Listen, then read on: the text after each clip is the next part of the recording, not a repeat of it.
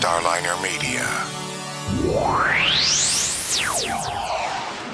Starliner Media presents Music Night at the Majestic with your host, Michael Boswell.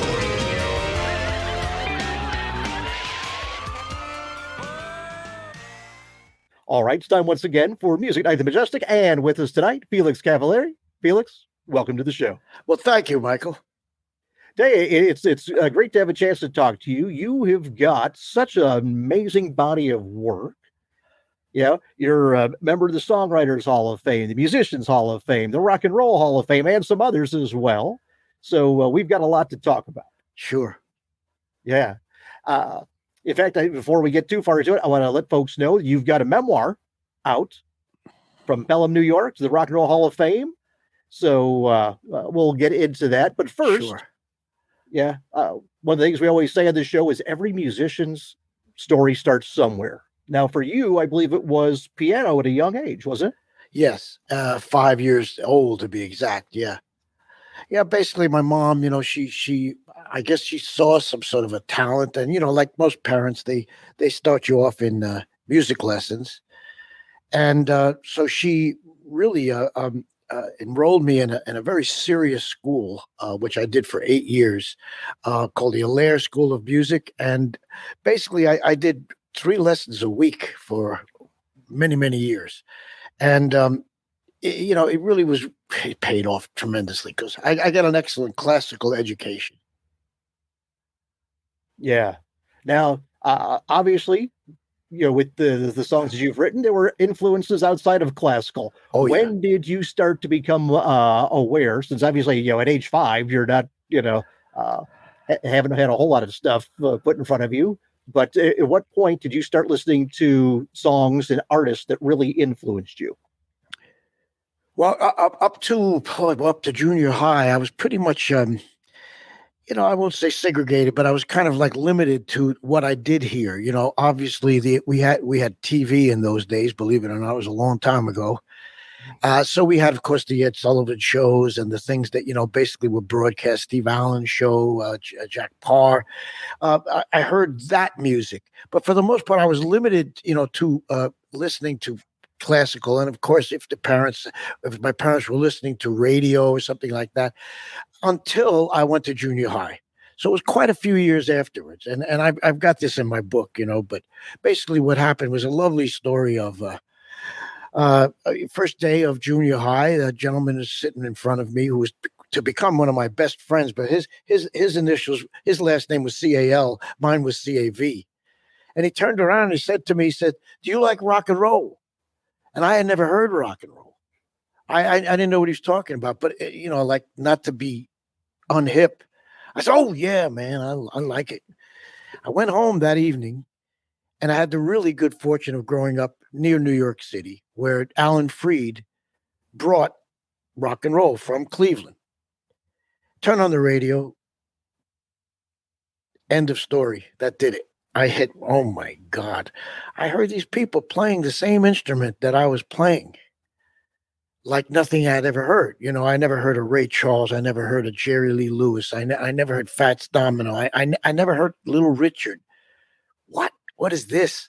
And it really entranced me. And it was like, wow. And anyway, to make a long story short, that's how I became first introduced to I guess you call it pop music. Yeah. Now, how old were you when you started your first band or joined the first band? Well, not too long after that. I would say probably around the next year, so much been, I guess 14, junior high, something like that. Some people approached, because I used to do the talent shows. I used to go and do a solo imitation of Jerry Lee Lewis, and I started a singing group. I started an integrated singing group at that time, which was called the Stereos, and we would do proms and things like that. And then this band approached me, which was the kind of bands you had in those days. They played for weddings and bar mitzvahs and proms. It really wasn't, in any way related to what was to become rock and roll. But because I read music and I played piano, I was able to do it. It was called the Swinging Six. And I just started right there. Saying just it's really interesting when you're like in school and most of my friends, they were bigger guys than I was, and they were also involved in athletics. I was too small. I couldn't even make the weight. So, how to attract the opposite sex?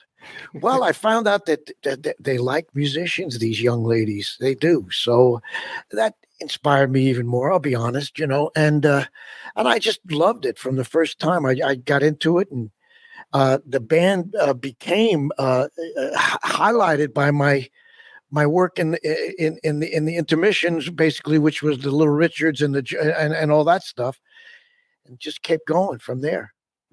Yeah. Now, how did you end up joining Joey D and the Starlighters? Well, again, this is a transition that happened. I went off to college at Syracuse University, and I was in pre-med. I had no idea of music, but it was very, very, very, very pregnant kind of music scene up there. Lou Reed went to that school, and we had a lot of people from Blues Magoos.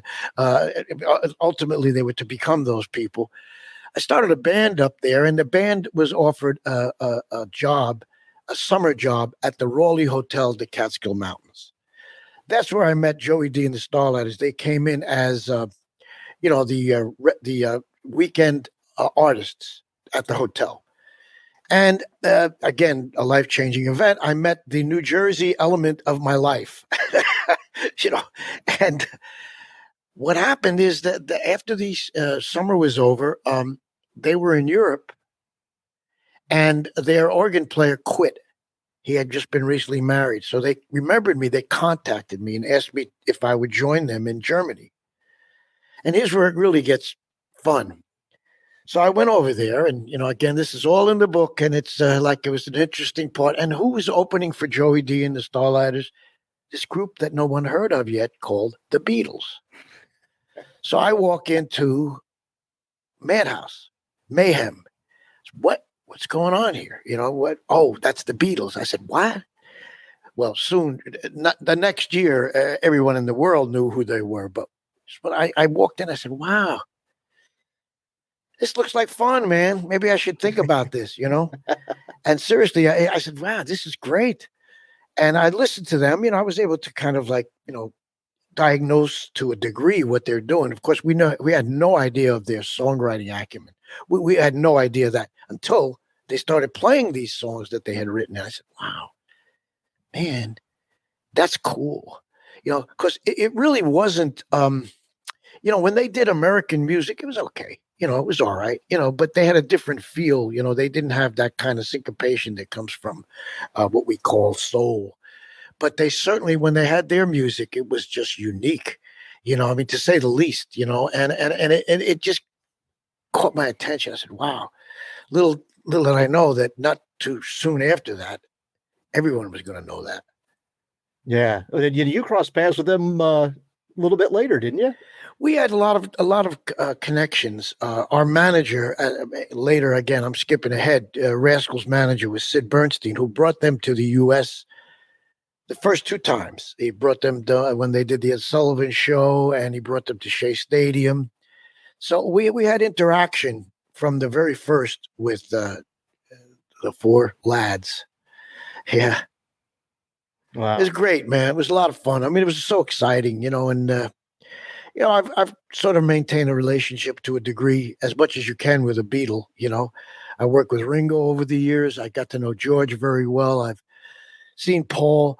John, unfortunately, I didn't really get much chance to spend time with, but. Yeah. Well, the Rascals. Yeah. You formed the band. It was February of 1965. I think so, something like that. And then 6-7 months later, you guys are getting signed to a record deal. Right. That's amazing. Well, I had a theory, especially after seeing the Beatles. Most bands have one principal member that everybody kind of tunes into. I had four of those guys. In other words, everyone except for Eddie, who was a little young, had been a leader of their band, or the primary force in the band. So I had 4 of us. I had 4 alpha dogs, which turned out to be really interesting. I mean, it was very powerful. So when again, in the book, John Sebastian, who had this group Love and Spoonful, told me many years after that he and Zolly, his guitar player, who's no longer with us, they came to see the Rascals, and they said, "Oh my God, look what we're up against." We were good, man. Dino, my drummer, Danelli, just passed, but he was magnificent, man. I mean, seriously, he was a show unto himself. He was like a fire engine that was, like not out of control, but get out of the way because here I come, so strong, so talented. And Eddie was a great front man, a great voice. Gene, who came in from like other kind of like roots. He came in more from a Beatle rockabilly route than a R&B or big band route or doo-wop group route. He added a presence that I have a theory that I think God makes groups. He puts us together, and there's a magic there. So we had a magic. There's no question. Yeah. Well, you guys all had, your primary influence, if you will, was different. Right. But, because Dino, you can see the Gene Krupa influence. Exactly. On him.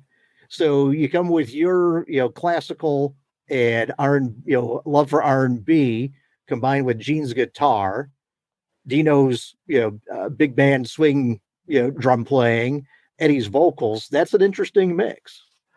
Well, yeah, and like Eddie vocal basically being like that was my thought. Let me put 4 great guys together. Let me put 4 great musicians, 4 great. All right, I'll say good in those days. We were good and good singers, and we made it in 6 months. And seriously, I mean, not that I just had a good band, man. They really were good.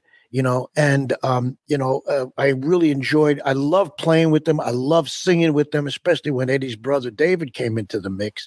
They were great singers, man, and there's nothing more you could ask for than to have a bunch of people that you can just enjoy playing with, and unfortunately there's other parts to the puzzle, and that has to do with personalities and kind of egos, and we won't, even worry about that. But I mean, the bottom line, in the beginning, it was a blast. Yeah. Now, what was it like when you get approached to sign with Atlantic? What was your first reaction? Well, I had this theory, based upon all these people are coming to see us. We were at this place in Long Island, and they like what they hear. So, well, how did that happen? Anyway, perhaps we should produce ourselves. I really wanted to produce the band. I said, so far, everybody that comes in here say, wow, we like that. Why should I give it up to somebody who has no idea what we do? And I may not have any idea what they do. Atlantic was the only one that allowed us to do our own thing. So I was elated. Not only was I elated because they allowed us to do that, but 3/4, if not more, of my record collection were Atlantic. So I was thrilled, to say the least. I was thrilled. Yeah. Yep. So what was it like when you're there that first time and you're seeing the home of all these records that you've got in your collection? It was, and it is something that I will always cherish, because the Atlantic family was so talented, man. I mean, there was so much talent. There was so much really God-given, wonderful people in that building at that time. It was a different place than it is now. Now it's on Rockefeller Plaza there. But just being around, A, the studio, B, the Tommy Dowd, and, Reef Mardin, Ahmed Erdogan, and Neshui, his brother, Jerry Wexler. I thought I had passed away and gone to heaven. I'll tell you. Yeah, it was something that, like from the first day, I knew where I was, I knew where we were. I knew what was going on. Yeah. Now, tell me this. I mean, was there a camaraderie, a friendly rivalry between the artists? Like you say, there's so much talent and so much success. Yeah, from the artists on the label. Not on Atlantic. No, man. The brothers accepted us. We were the only white group there. There's nobody to compete with. Yeah. And no, not when you got to the other labels, subsequent years we went to Columbia. That's a different story. But Atlantic was a small family of extremely talented people. Man. I mean, you look up in the halls and you see these people walking by and you go like, oh my God, you know who that is? That's King Curtis. Get out of here. Sam and Dave would come through, the guys from Memphis would come through. And there was a mutual respect that I certainly felt from day one. I said, oh my God, yeah, I want to be part of this. Yeah. Well, there's another guy that had his first New York gig opening for you guys, a guitar player of some note, Jimi Hendrix. Oh, yeah. What do you recall about that? Well, I knew Jimmy before Rascals. Jimmy was in New York City as a sideman to, I think, the Isleys. I think for sure the Isleys. And he was with Joey D for a while also. Before I was there, Joey had a good eye for people, but Jimmy was he's a great guy. I mean, seriously, he was so far removed from that fiery image that he has, as an entertainer. He was really a sweetheart. I mean, I hate to ruin his rep, but man, let me tell you, he was a nice man. So talented. And again, this is all in the book, man. It's basically his first American gig. His first American gig was with us at Central Park, and I had not seen him in many, many, many years. And again, Jimmy was very shy, and a lot of artists are until they get on stage. And then this alter ego comes out, and then they go back to, okay, but not this time. When Jimmy came into the dressing room at Central Park, it was, I can't remember the year. I'll have to look it up. I said, man, what happened? You're standing up straight. You got that hat on. You're looking me straight. He says, I'm going to show you what happened, bro. Oh my God. He showed us. He just devastated the place, but he was just a really nice human being. Yeah. Yeah. Now, another show that you had done was the benefit for Martin Luther King. Yeah. And boy, the talent on that show. So, well, what was that concert like? Well, in those days, I mean, Atlantic was it was primarily Black Label, and all of a sudden, like there was assassination, Well, I think in 2000 and fill in the blank, there might have been a riot, but in Atlanta, everybody was crying. That's what it was like. So they asked us to do this at the Garden, and of course, I was delighted. We were delighted to just be asked. But it was one of the last times I saw Jimi Hendrix. As a matter of fact, he came backstage that night, and that's a night I will never forget because when you work for a cause rather than for a check, that was a really big deal that night, and the acts were phenomenal. I mean, Sam and Dave, nobody could follow Sam and Dave in those days. They just tore it up. But I mean, we had Sonny and Cher on the bill. They were part of ATCO, and it was a great evening. Yeah.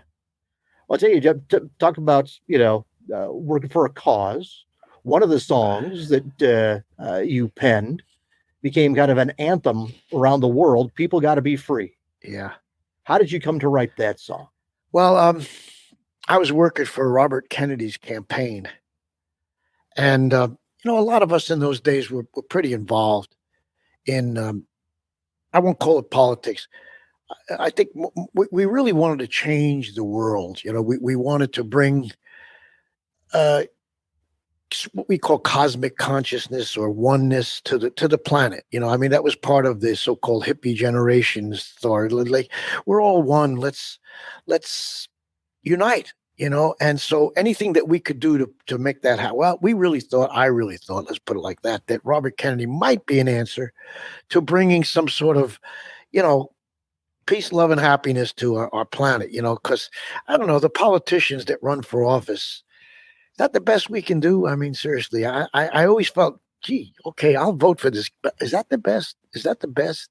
I'd like you to be able to spell, at least spell, Oh, that's not important. I like to have a beer with you. No, I don't drink beer. So, you know what I'm saying? It's just, anyway, I thought he was really the real deal. Well, I was seeing a woman at that time, a girl who was present at the assassination. She was actually there that night. And it affected me pretty severely because, like most people, I was really involved, really involved. I happened to be away and I heard it over in those days. We didn't have internet, I had a shortwave radio. And I said, oh my God, got to write something, man. You got to say something, man. You got to do something.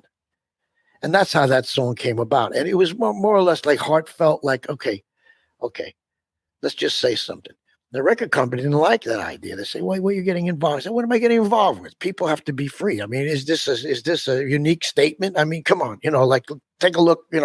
Well, that thing was number one in every oppressed country and city in the world that had access to radio. That was, yeah.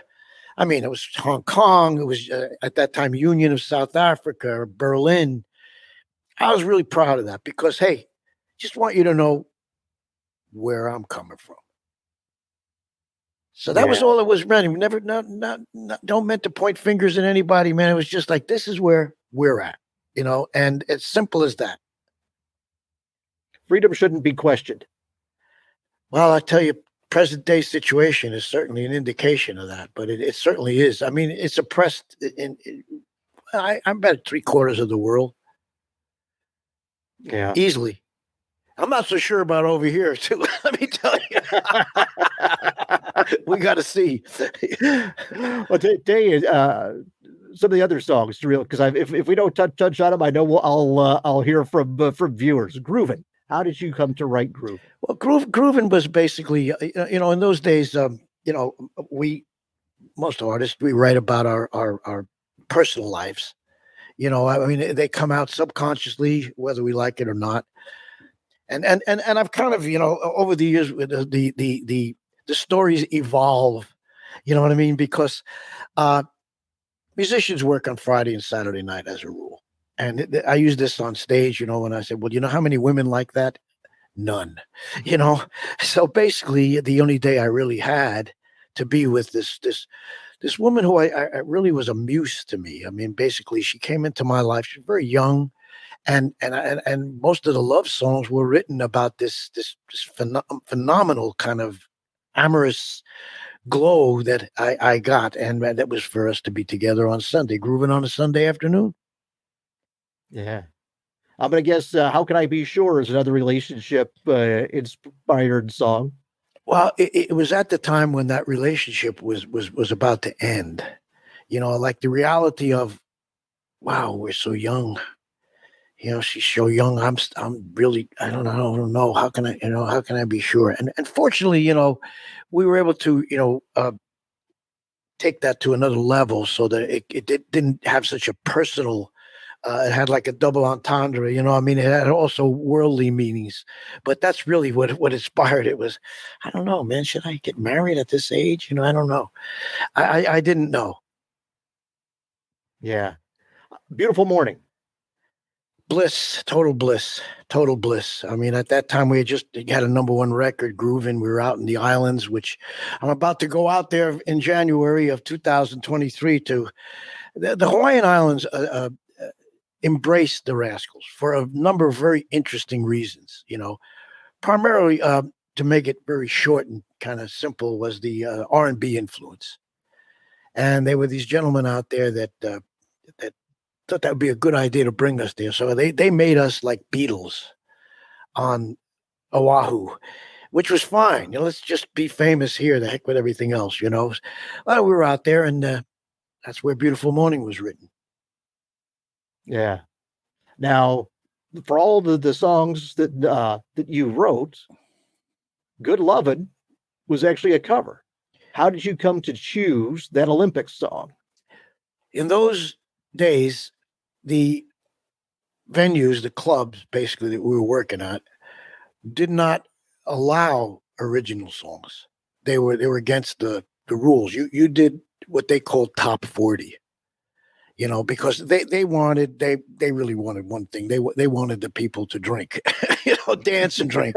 They weren't in any kind of showcase for artists. You know what I mean? So basically, we all had to do covers. So what we would do is listen to radio stations. I would actually go to record stores in those days and show and buy the 45 so I could show the proprietor, look, man, this is a real record here. I mean, it may not have been a hit, but I was able to get by with it because I had the 45. Well, Good Lovin' was one that from the first night that we played, everybody got up and danced. So when Atlantic signed us, they came out and they heard, the live versions of all the songs that we were doing. And what's so interesting about it is that they stole a lot of our ideas and gave them to Wilson Pickett.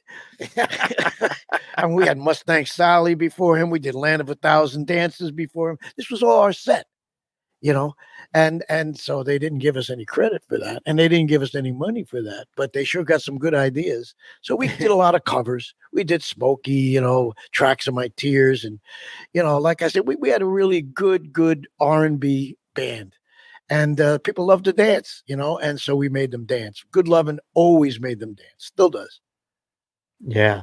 Well, I'll tell you, looking at the Rascals' discography, from Good Lovin' to the last album, there's a huge jump stylistically. Was how much of that musical growth was inner driven, wanting to, improve, change, expand, and how much of it was trying to keep up with the changing marketplace and what other bands were doing?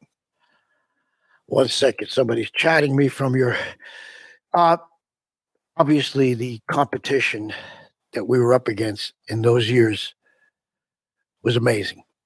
You got these guys coming out of England, very, very difficult. They kept growing. We better keep growing.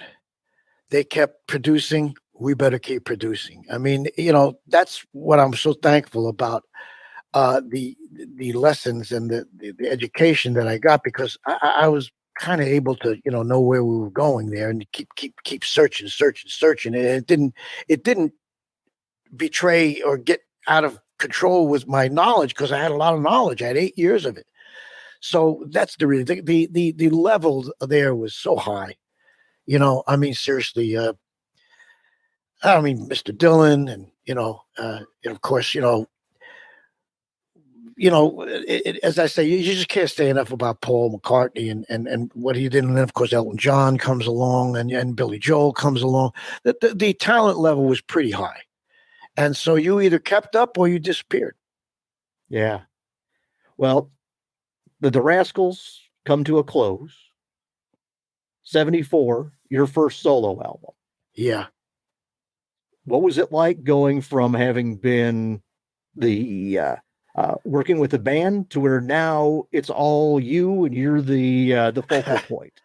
What was that like? It's not as much fun, I mean, like I say, when you're coming up like with a bunch of young guys that really are all striving, to get to the Super Bowl, I mean, it's a lot of fun, but quite frankly, over the years, there's a lot of strain in the relationships that you really could do without, because there's no reason for it. It was just silly, I mean, I studied for many years with a guru, I was very fortunate to meet this man by the name of Swami Satchidananda, who is the gentleman who opened up the Woodstock. And I realized that our biggest enemy in life is ego.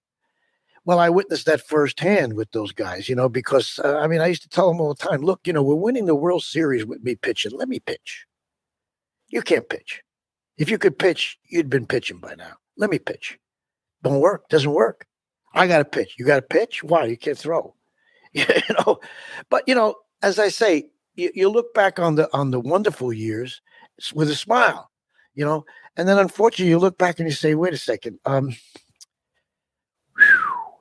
Are you kidding me? I have a friend that did I grew up with who did a quote in my book, and he said, the stupidest rock and roll group in the world. We lost so many opportunities because of that just stupidity. That's the only word I can say. I mean, I can give you examples, but why bother? In answer to your question, when I got out of the so-called group there and went on my own, it was a lot different. It's still a lot different. I mean, I'm on my own. Who do you turn around and say, "Hey, that's great"? Yeah, I guess I got to talk to myself. You know, I always felt part of a group was better. I enjoyed being part of a group. Of course, uh, we can now get into like, kind of politics, and socialism and communism is a great idea. Great idea. However, planet Earth, I don't know if it works. You know, I'm not so sure that it works.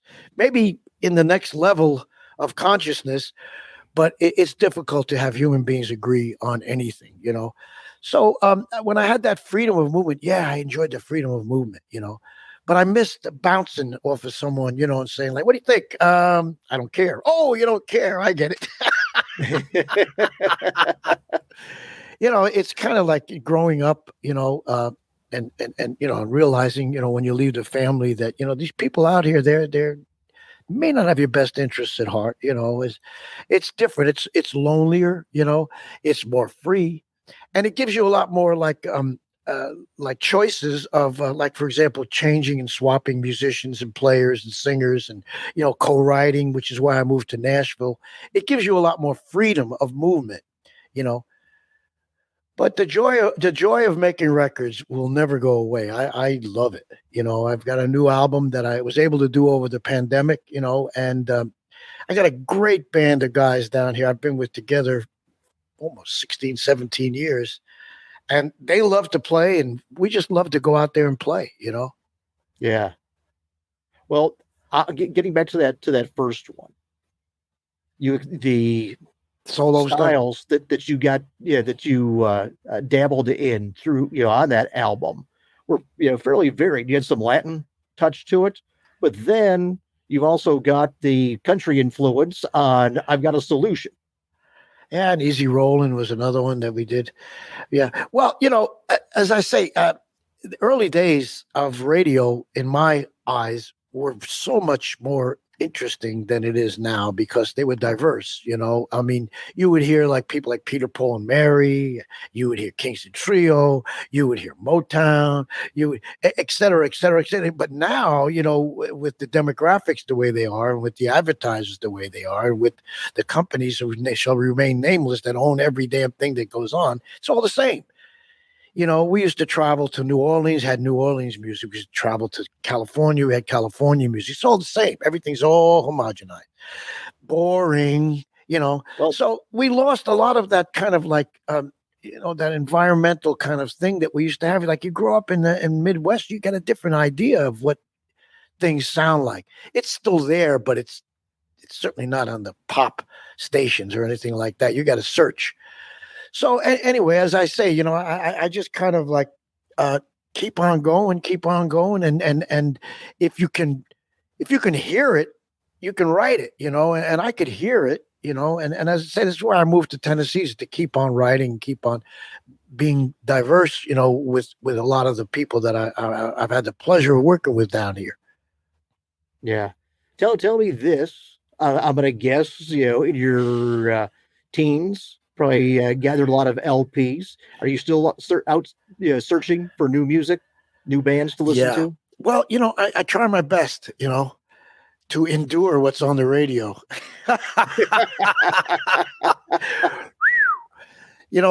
They're good. My guru used to say, someone asked him a question about electricity one time. He says, well, take it like this. Is electricity good or bad? Well, let's see. If you plug in your toaster, it's good. You plug in your finger, it's bad. Well, I bring that to Spotify and Apple Music and all that. Spotify, Apple Music, and all that stuff, iTunes really changed our music world. In some cases, a lot of people who write and publish and record will complain because it's changed the monetary rewards. However, in answer to your question, I can listen to music from all over the world now, man, which I still can't believe. I turn on, and so I've been listening. I noticed that a lot of the English acts are grabbing their musical ideas from Africa. A lot of them. If you tune into like Nigerian music, you will hear a lot of guys and where they're getting their ideas from, because I hear it.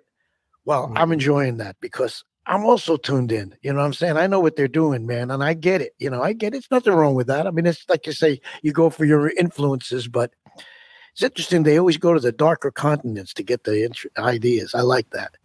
Yeah. So yes, I do. But currently, I do listen to more from other countries than America. Well, see, that to me, the technology is a double-edged sword.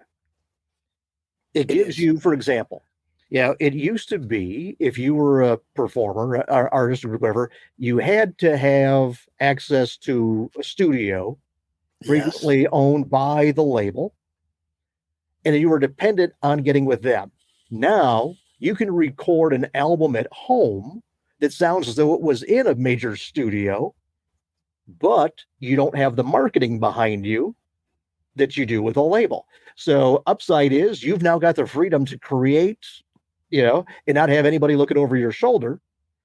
But that also means that every other artist has access to that too.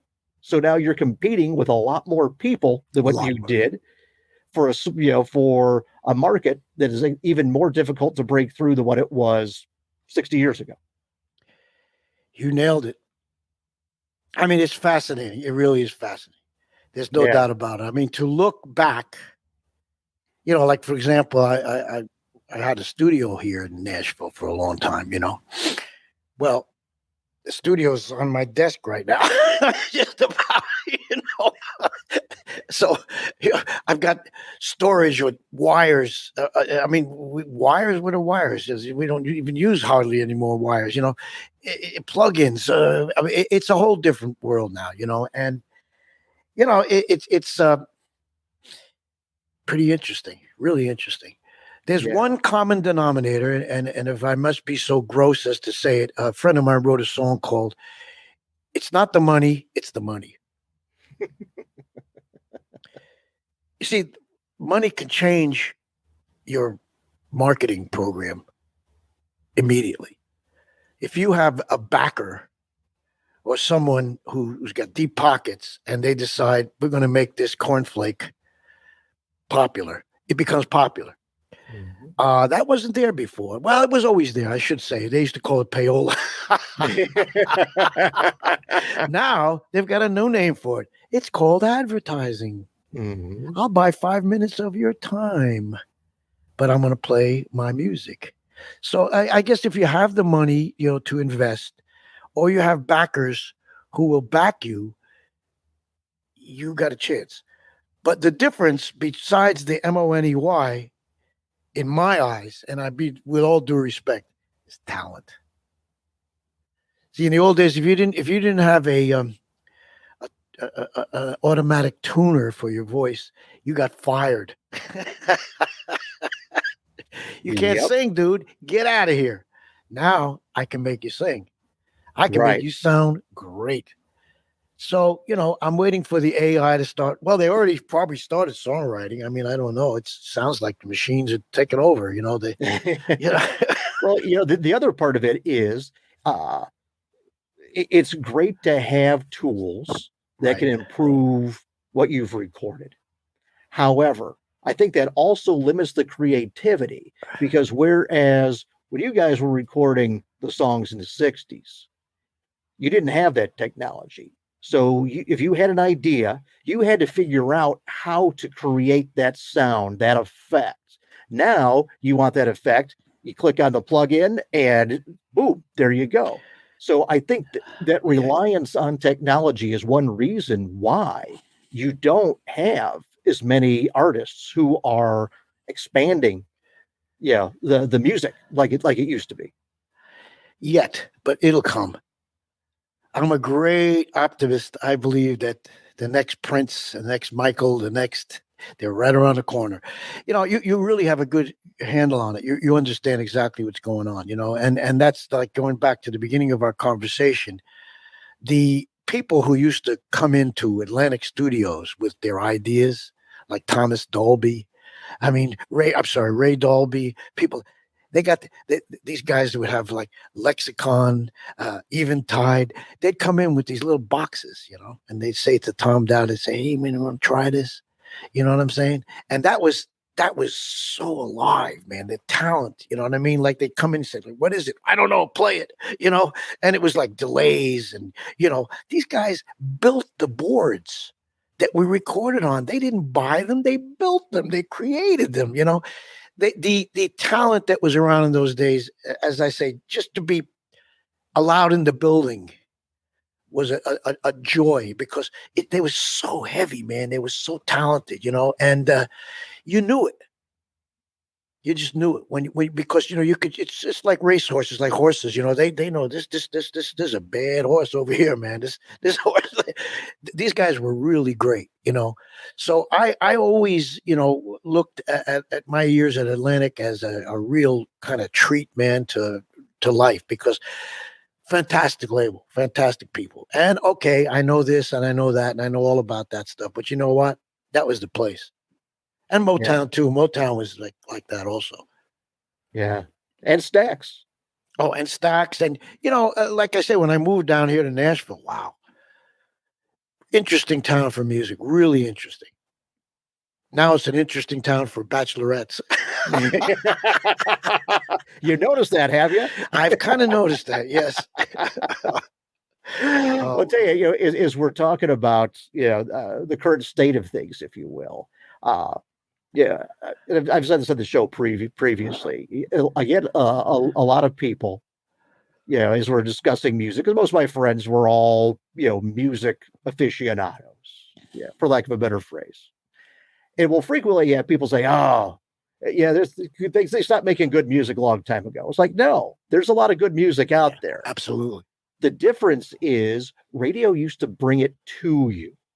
Now you have to search it out yourself. Right. Exactly. So if you're not proactive, you're going to think, well, there's, nothing out there. But if you do, search for stuff, there's a tremendous amount of records that are for, of course, now records probably is the proper phrase, but there's a lot of music, that's being made. That's just wonderful. And artists who, a lot of the artists that they like, they don't even realize have made new music over the last how long, because radio wouldn't play it. That's right. No, as I say, Michael, you're right on it, man. You got the entire picture, and you got to be careful when you get a little older, and you start looking back and say, "Oh, I remember when I was young," But that's what's happened. It's a different world now, and boy, is it a different world. And okay, so what I try to do, like when I'm asked to speak at music schools or stuff like that, is just be aware that, for example, people who make the music for video games are going to make billions of dollars compared to you with your demos. Sorry, but it's not all about fame and being on stage. There's a lot of ways to make money in music if you think. If you think. Yeah, it used to be advertising was my spiel. I used to say, you can make a lot of money doing ads for people, like and not nobody knows your name except the bank. Exactly. But it's a different world, and okay, so I have no complaint, because I'm really glad that I was part of that world. When I think that Joe DiMaggio made $100,000 a year, these guys make $100,000 an inning. Mm-hmm. It's sitting on the bench. I know, and sitting on the bench. But like I say, I'm really, really very thankful to have done what I've done and to enjoy what I enjoy. I got a great family. I'm in good health. We're going back on the road. I'm on my way to Hawaii. As I say, my ex guitarist and present friend Gene Cornish is coming with us. He's had a little setbacks health wise. And we're going to just keep on going, I don't know. I mean, I've got a new album, which hopefully I can, get out there. It's so interesting to me. Vinyl is back.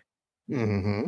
that's a big surprise to me. I was really surprised by that, because the problem is getting your album pressed. There's not enough pressing plants. The pressing plants are still back in the 60s.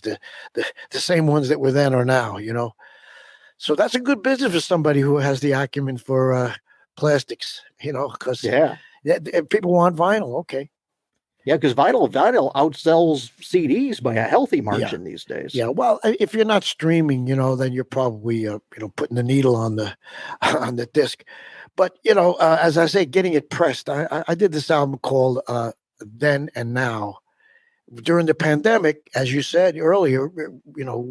Rather than stop, I took 5 old songs, redid them, and they're old songs being songs that influenced me, and then I wrote 5 new songs to show that influence, and we had a ball. And I'll tell you, if the public likes it, I'm gonna do it again because, there's nothing like. I see that Bruce Springsteen did the same with old songs, and Michael McDonald previously, and the old songs are good. They're really good songs, Especially I grabbed some that people really may not know, from like the fact that I used to listen religiously to Southern radio stations, Yeah. Well, with covers, as long as the artist adds something of themselves to the mix, we don't need another note for note, rendition of it. But when you take a great song and an artist who has a deep appreciation for that song and that style and adds their own thing to it, it's a wonderful thing. Well, as I say, I just enjoyed it. I mean, pretty much I learned to sing from, doing other people's songs like, Sam Cooke. Tried to sing like that, you know what I'm saying? Tried to sing like all these guys, and so I think, emulating them is not easy. Nobody's going to sing like Sam Cooke. No, nobody's going to sing like that. Except Steve Perry came pretty close. Yeah, there you go. I'll tell you, I mentioned Stax a bit ago. Right. You did 2 albums with Steve Cropper. Correct, yes. Nudge it up a notch. Yeah, Right. when that one caught me by surprise. I didn't know it was being released, and I really enjoyed that one. Well, see, that's what's nice about Nashville, Tennessee. There's a lot of us here who write. And basically this fella from New York moved up here. John Tiven was his name, and he put a little studio in his house, and he invited Steve and I over to write. So we went over and started writing, I had a good time, and all of a sudden he said, "Why don't we get a record deal?" What are you talking about? Get a record deal? He went out and got a record deal for us.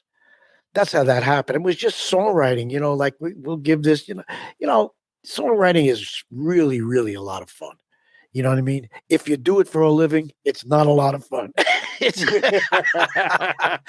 very hard because, first of all, like I say, the obstacles that you have to go through from, writing, creating to somebody actually recording, it's become very interesting. Yeah. Oh, gee, but I want 50% of, but you didn't even show up. I mean, you weren't in the building, that's okay. I want 50%. Maybe 75%. Oh, I see. Why? Because, oh, okay. I got it. Yeah. It's a different world now, and one of the things that threw me is one day, I don't know, can you have much more money than Madonna? I don't think so. I mean, she went on David Letterman one night and she said, "I'm tired of giving up this percentages to my songwriters. I'm going to ask for my percentage in the publishing. I want it all." You want it all. You got it all. Right. Yeah. What about us? What do we get? Anyway, it's a different thing, and you gotta fight for the right to rock and roll. Yeah. There you go. Speaking of rock and roll, when you were inducted into the Rock and Roll Hall of Fame, what was that night like? Good and bad. Good and bad. It was a wonderful feeling, that's the last time I saw Michael Jackson. It's the last time I saw 2 of those Bee Gees, man. That's the last time I saw a lot of people. It was an honor. Unfortunately, I really felt that my group was so disoriented that it was a little bit embarrassing. I did not like the behavior of my compadres. But other than that, I had a blast. I mean, I loved it. It was something that, I don't know if you know the story about Steve Van Zandt. Do you know that story is attached to that? No, go ahead. He introduced us. You know, he was very, very an integral part of getting us in there. You see, there's a nomination committee, which he's part of, and you don't get nominated, you can't get in. Well, if you have not seen it, go on and take a look at the old Google and you'll find it. That's how he got his part in The Sopranos.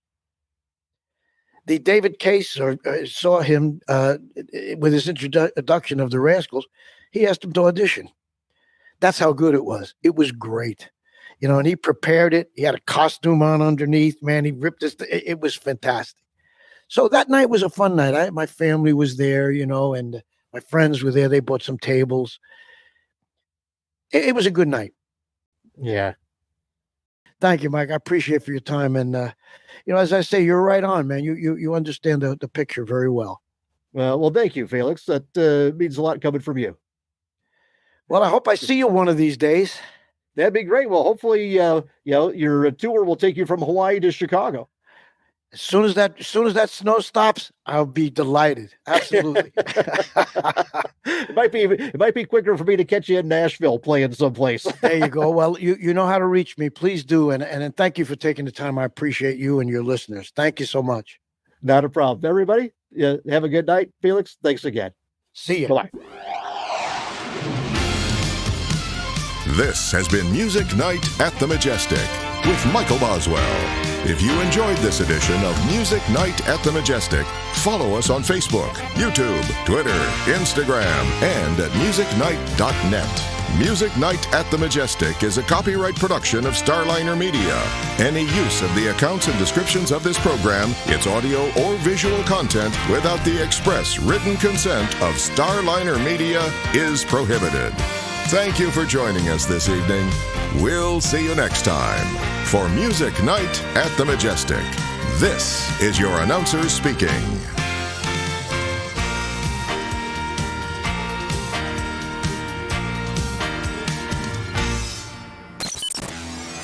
Starliner Media.